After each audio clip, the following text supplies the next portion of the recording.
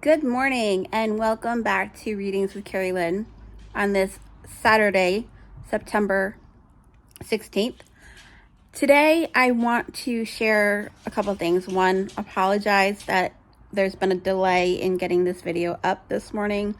I had an extended personal time and then my fur babies have been a little uncooperative this morning.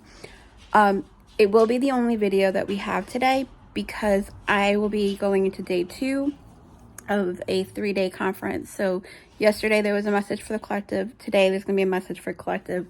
And tomorrow there will be a message for the collective.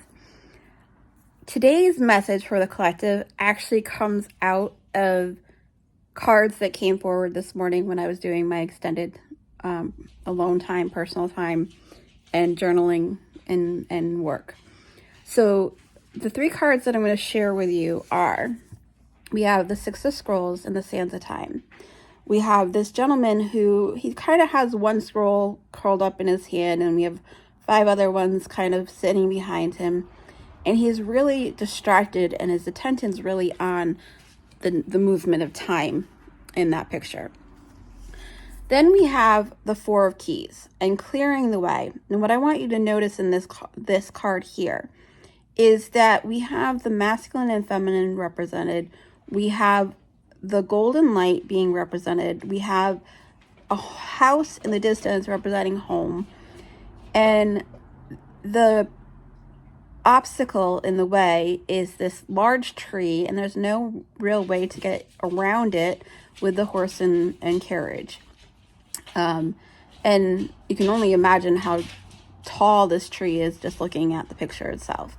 So there's got to be a clearing of the way that takes place with the masculine and the feminine in order to reach that place that you or I or any of us feel is home.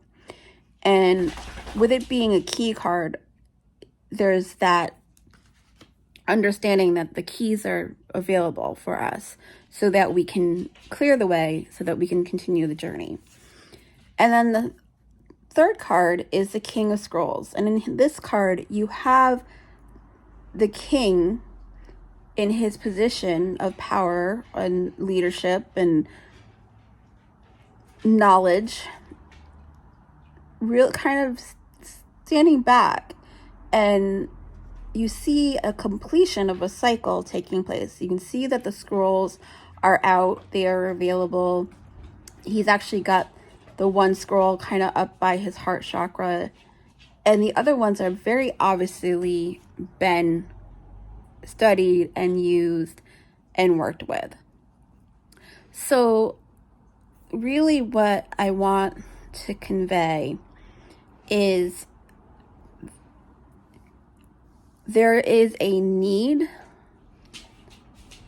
for individuals to stop being distracted and stop just having their mind focused on hurry up and wait, and having their mind focused on, if I just kind of sit here and wait, things will come to me.